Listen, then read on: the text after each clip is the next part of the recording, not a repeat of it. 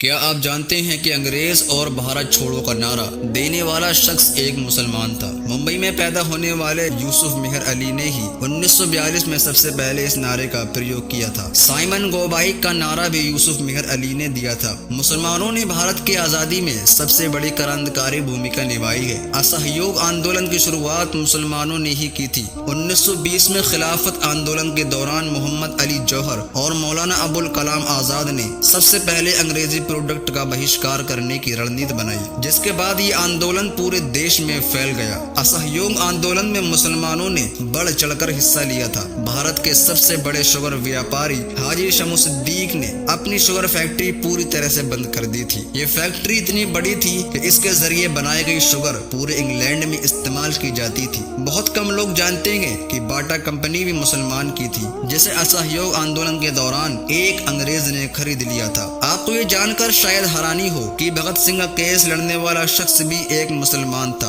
Barrister Asif Ali ने भगत सिंह का case तब लड़ा जब कोई भी भगत सिंह का साथ देने को तैयार नहीं था। इनकलाब जिंदाबाद का नारा देने वाले हजरत मोहानी भी एक मुसलमान थे। उन्होंने ही भारत की आजादी की रूपरेखा तैयार की थी। इतिहासकारों के मुताबिक 1857 में होने वाले विद्रोह में 50,000 उलमा को फांसी दी गई थी। लाखों मुसलमान सरेआम कत्ल कर दिए गए थे। 1857 में दिल्ली से लेकर कलकत्ता की रोड पर ऐसा कोई पेड़ नहीं था जिस पर मुस्लिम उलमाओं की लाशें न टंगी हो। मुसलमानों ने ही भारत की आजादी के लिए पहली जंग लड़ी थी। मैसूर के सुल्तान हैदर अली और उसकी बेटी टीपू भारत की आजादी के लिए शहीद होने वाले पहले शासक थे। मशहूर क्रांतिकारी अशफाकुल्लाह खान सबसे कम उम्र में फांसी पाने वाले भारत के पहले व्यक्ति थे। बहुत कम लोग जानते हैं कि जय हिंद का नारा एक मुसलमान आबिद हसन सफानी ने दिया था। ये नारा आज भी भारतीय सेना और साज की पिरडाली में सम्मान स्वरूप इस्तेमाल किया जाता है। तिरंगे का निर्माण करने वाले सुरैया तैयब भी एक मुसलमान थे। उन्होंने ही भारत की राष्ट्रीय ध्वज को वर्तमान रूप दिया था। कानपुर में पैदा होने वाले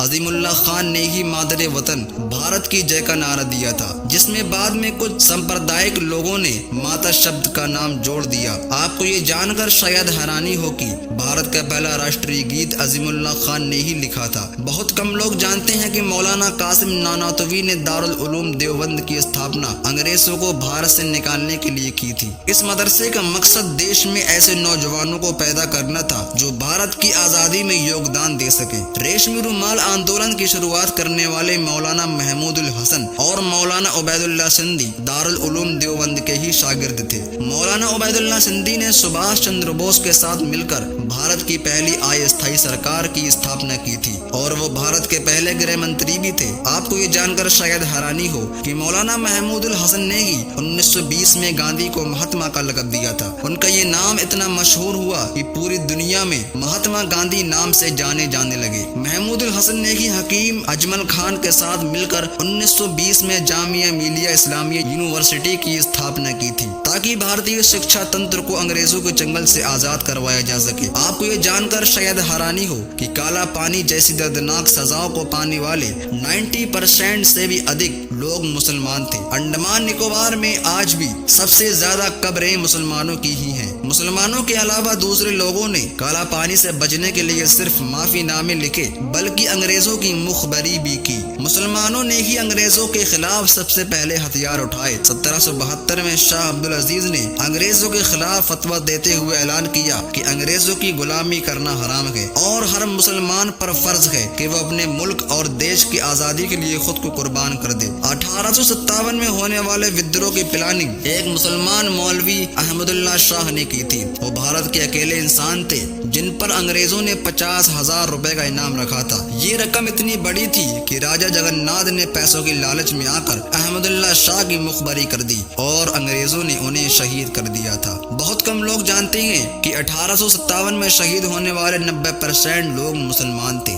जालियांवाला बाग में जनरल डायर की गोलियों का निशाना बनने वाले अधिकतर लोग मुसलमान थे। भारत की आजादी का नेतृत्व करने वाले संगठन इंडियन नेशनल के 9 से अधिक प्रेसिडेंट मुसलमान थे। गांधी जी ने अफ्रीका में जहां वकालत की पढ़ाई की थी, वो कॉलेज भी एक भारतीय मुसलमान का था और वो जब भारत में आए तो उन्होंने आजादी के लिए अली ब्रदर्स के साथ काम करना शुरू किया, जो कि मुसलमान थे। बहुत कम लोग जानते हैं कि 1921 में केरल में मुसलमानों द्वारा अंग्रेजों के खिलाफ लड़ी जंग में 3000 से अधिक मुसलमान शहीद हुए थे और 50,000 मुसलमानों को जेल में कैद कर दिया गया था। ये आंदोलन मोपला मुस्लिम आंदोलन के नाम से जाना जाता है। 1942 में शुरू हुए भारत जोड़ो आंदोलन की रूपरेखा मौलाना अबुल कलाम आजाद ने तैयार की थी। संविधान निर्माता डॉक्टर भीमराव अंबेडकर को पहचान दिलाने में मुसलमानों का बहुत बड़ा योगदान रहा है। 1946 में जब भीमराव अंबेडकर को दलित होने की वजह से इलेक्शन हार गए तो बंगाल मुस्लिम लीग ने उन्हें मुस्लिम इलाके से इलेक्शन लड़ने की दावत दी। इस तरह भीमराव अंबेडकर को संविधान सभा का हिस्सा बन सके।